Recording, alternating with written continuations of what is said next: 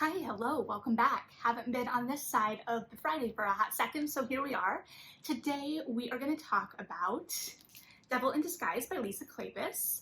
And I talked about reading The Wallflowers for the first time on Monday. Again, we're on the liminal space of the internet, so days are meaningless. It's a reference point for me while I'm talking, but it means probably nothing to you, and that is okay.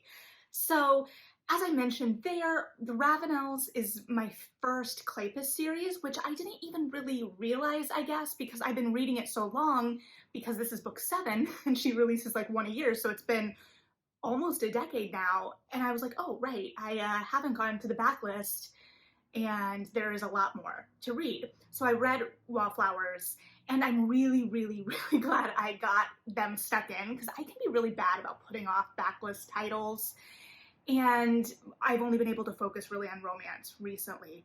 So I'm really glad I got that read before this book, because the Wallflowers play such a large role in the book, and I think I am going to have to go back and touch a couple titles in the Ravenel series again, because they do have a little bit more crossover than I was aware of at the time I read them. Like Pandora's book has Gabriel St. Vincent. Also, I know I called Sebastian St. Vincent St. James for an entire video, and I am properly chagrined and embarrassed, but the sieve brain, the colander brain, and I'll get into all of that again as ad nauseum.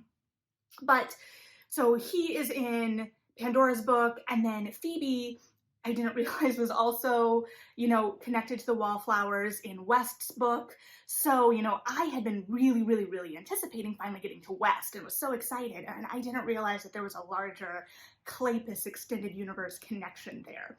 So this one leans really heavily in to that connection. The cover does say Ravenels meet the Wallflowers. I'm going to put this down because of the shine. Oh, what I did want to mention though, I got this from the library clearly, and I don't know, are they releasing Kleypas in hardcover in bookstores? I feel like I was still only seeing her in mass market paperback when I was bookselling, but I don't know. I don't think so. I'm like, is this a library edition without it being like the library binding, because it still has a jacket that looks to be removable? And generally, if something is being bound up, like I think of like large print editions. Large print editions generally don't have the dust jacket to put on. It's irrelevant. I was just curious, because especially in the mid-2000s, we saw a lot of really, really popular romance authors that were also getting hardcover releases, and I don't know if that is still, sustainable in the current market, especially because people are very rarely interested in paying the list price for a romance novel. It's actually been a reason I've been really intrigued by the trade paperback creep, because we're seeing like $16, $17 paperbacks when romance readers are kind of conditioned to be getting those for around 10 bucks or less.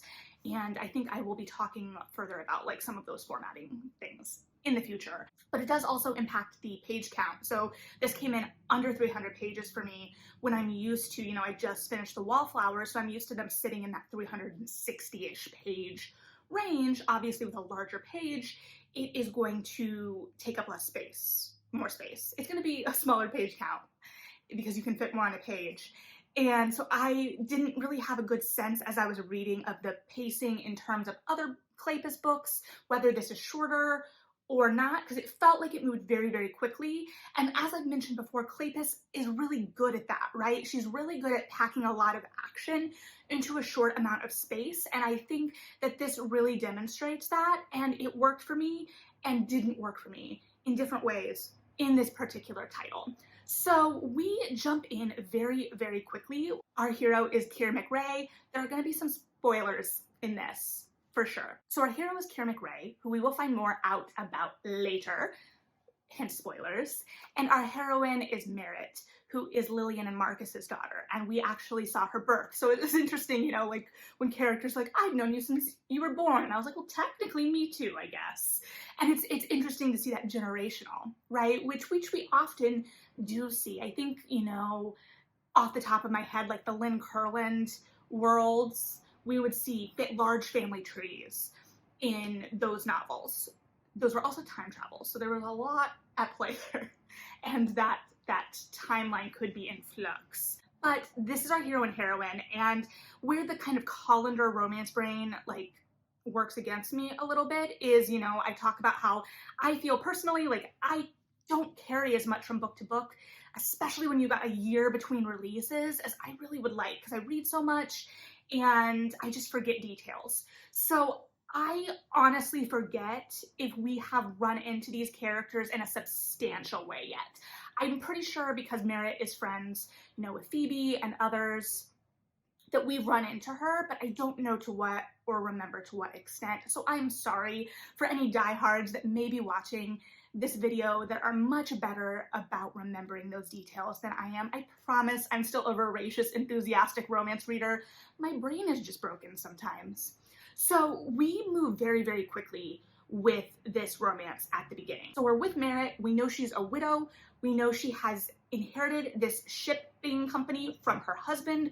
Her and her brother are running it. Right away, the brother comes to the office and is like, we've got an upset Scotsman because something went wrong with the delivery, and you're really good at handling people that are upset. So can you deal with this, please? And so we get them right away together. And this does feel pretty insta-lovey. So if that is something that you don't respond super well to, that might be something to know. I wasn't sure how I was gonna work with it. And to a certain extent, I'm still not really sure. Even, when Kleypas moves pretty quick, she usually gives us a lot of space with these characters to kind of feel them out. A good recent example from my recent reading history would be the beginning of the Wallflower series. When we get Annabelle and Simon at the very beginning in the prologue, Simon steals a kiss, and then we have hundreds of pages of kind of dancing around that attraction and that banter. And Kleypas does banter really, really well. It's a different kind of banter than like a Julia Quinn, but it still is sharp and smart. And I talked about with my Wallflowers video, one thing I really, really loved about that is that it had so many different kind of like variations of hate to love, because I, as a reader, am attracted to that banter and that sharpness. And that isn't to say, like I've mentioned before, that can be overdone, that can hide other things. There, are limits to every rule, but that's something as a reader that I've always really responded to with Kleypas. And this, because we're moving so quickly, that attraction is instantaneous, which is good to explore those different realms as well, right? Like sometimes the attraction is instantaneous. And I do love that she's giving us different levels of experience. Like with Phoebe and West's book, you have a woman who's been in a relationship that wasn't necessarily unsatisfying, but then how you can find love again. So I do enjoy that she is exploring that, and that, adults can have attractions right away and they can act on it. Although it does explore, kind of like the cost of that to a certain extent. And we do get a little bit of Merritt's history with her previous husband. We know that she kind of picked him out because she didn't feel like she was going to have her heart broken by him. She thought it would be a very companionable marriage, that they would be happy together, but it wasn't like that over-the-top love where she felt in danger. She still had a lot of control over her world and her life. And that marriage was upset by a disappointment. She found out that she could not bear children, and then her husband passed away in a shipwreck. So she actually, has a lot of sorrow that's just under the surface, and I felt like we only kind of scratched at that. I think there was a lot of depth there that we could have explored. I think we just kind of tiptoed to the edge of some of those messier emotions. We did see Merritt broaching that with Kier and saying, I cannot have children, and what this means for their relationship. And one thing that I really appreciate about romance is its ability to explore these hard topics, and these topics that are very important to women's lives and everyone's lives. That impacts everyone in a relationship, right? But to be able to do it in a safe place, having a safe, guaranteed happily ever after to explore some of these harder, messier things. That is not saying, obviously, that these hard, messy things have happily ever afters all the time, but it is a way to kind of reckon with that in a safe environment.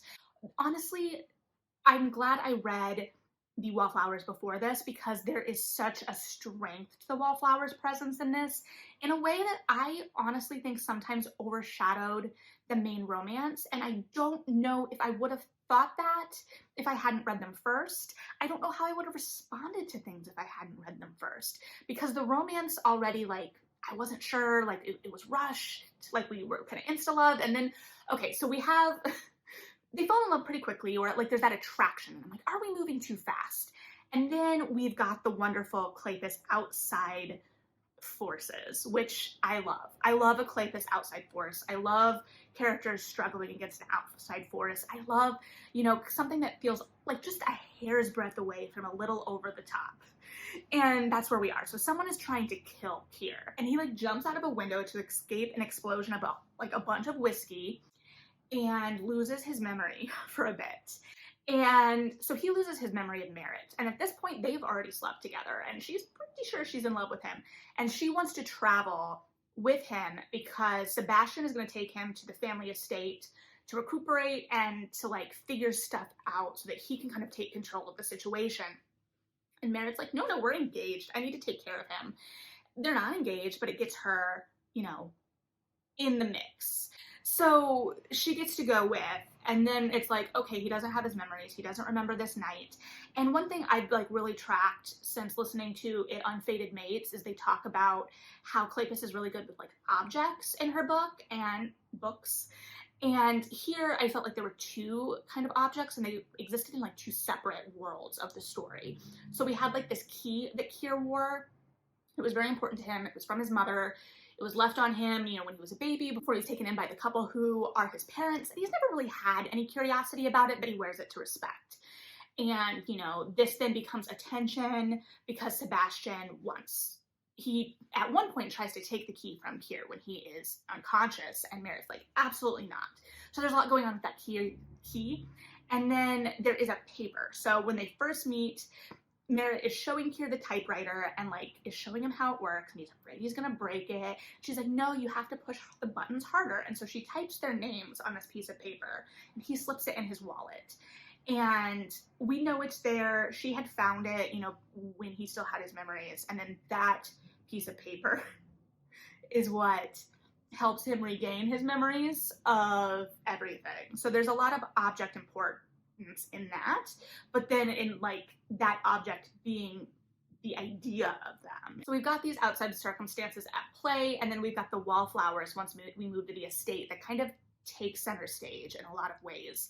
One of my favorite bits is toward the end more, and everyone knows what's going on, but then Marcus and Lillian show up, and Lillian catches Merritt and Kier in bed together and leaves very promptly, but like we get a cutaway to Sebastian downstairs at breakfast, and like Marcus walks in and he's like, what are you doing here? And Marcus is like, well, Lillian and I got a message yesterday that Merritt was going to be on this train, and then Merritt wasn't on this train, and so we would like to know where our daughter is, please. And Sebastian is like, oh no, Lillian is somewhere in my house. Well, he knows what's probably going on with Merritt and Kier, and he's like just like looking up, like trying to figure out where Lillian is in the house, and like knowing their history, that's really funny.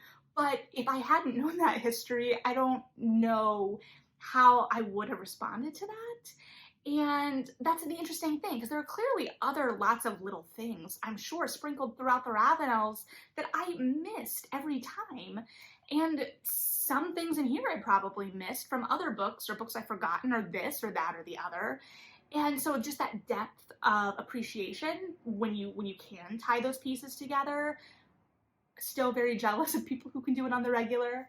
But this one the most, I don't know if as a standalone romance, how I would have responded to the romance by itself. I also would like to be able to look at the parallels that I think are built in here. So, you know, with Pandora's book, with Gabriel St. Vincent, it's clearly called The Devil in Spring versus The Devil in Winter with the Wallflowers. So I'm sure we get a lot more there. Here it's, you know, Devil in Disguise because he didn't know. And we have some parallels, right? We have the hero get injured and the heroine taking care of him, and then Marcus and Lillian showing up, right? Because you had Evie taking care of Sebastian at the club, and then Marcus and Lillian show up and kind of like trounce on everything. So there are some really compelling parallels there. It also reiterates kind of the point I made at the end of the Wallflowers book, and how I found a lot of joy in seeing this community that had been built by the end of those books, and knowing that these friendships were so strong and intertwined, and they were building happily ever afters in their separate couples, but then also building this happily ever after of an extended life. And being able to really see the fruition of that, see these lives that have been led and these families that have been created. Like, it talks about how Marcus and Lillian's children and Sebastian and Evie's children never even really considered each other as partners because it felt incestuous to them. So there is this real sense of family, and then also this sense of the time, right? These couples that have been together, and you can feel that time has passed and that they are older, but there's still this love and vitality and the way they can work within their relationships with each other. And there was something really emotional about seeing that time having passed and these relationships still being strong. And don't get me wrong, I really enjoyed Kira and Merritt, and I do think it was an interesting way of doing things because we moved so quickly at the beginning, and then when he lost his memory, it was a way to kind of step back and put the brakes on a little bit, and then we got to see a little bit more of that flirtation. We got to know them as characters a little more. We explored more of Kira's history and what it meant, and that idea of family and how strong his relationship was with his parents, and what it meant to discover more family after he had lost them. And I think that was all handled really well. The whiskey distilling part was interesting. I did text a friend. I was like, so this scene has a reference to whiskey in it, and you may enjoy it. And she was like, And I mean, there's whiskey references throughout. You know what kind of scene I'm talking about. Come on. And so there was still a joy to it. It just was a slightly different dynamic. It did do the thing again where I like that third act, kind of like you could kind of speed into the third act. So we had the rush at the beginning, danger, danger, and then we like, let's go to the countryside. And then we come back and we're like, wait, there's still danger, and we kind of move through that quickly. So we didn't really get much of the danger when we were at the estate, which, you know, we need to pull back. I mean, I get it. We're developing the characters and the relationships there, so whatever. But we did lose a little bit of that urgency in those moments. But all in all, it was a good time. Like, it was enjoyable. Was it my favorite of the Ravenels? Probably not. But we're grading on a curve here, so, you know, it's hard to say. It was still a lot of fun. I enjoyed spending time in the world. I always do. Like I said, I will take a romance extended universe, even one I can't fully remember, over like a Marvel any day. And you know, that is what it is. I said it. So yeah, if you've read this one, I would love to hear your thoughts. I would love to hear your thoughts about where this fits within both the Ravenels and the Wallflowers for you, which books of the Ravenels you think I need to reread the most quickly in terms of appreciating now even more after I've read the Wallflowers, or what you think all of that work means in conversation with itself. I know there's other series, you know, that are probably dovetailing around as well. And if, you know, you have done the research that I probably should have done about if we know where Kleypas is going next, I'm genuinely curious about that, so let me know. But yeah, that's where we are. So let me know what you're thinking. Thanks for hanging out. Read something good, and yeah, have a good one.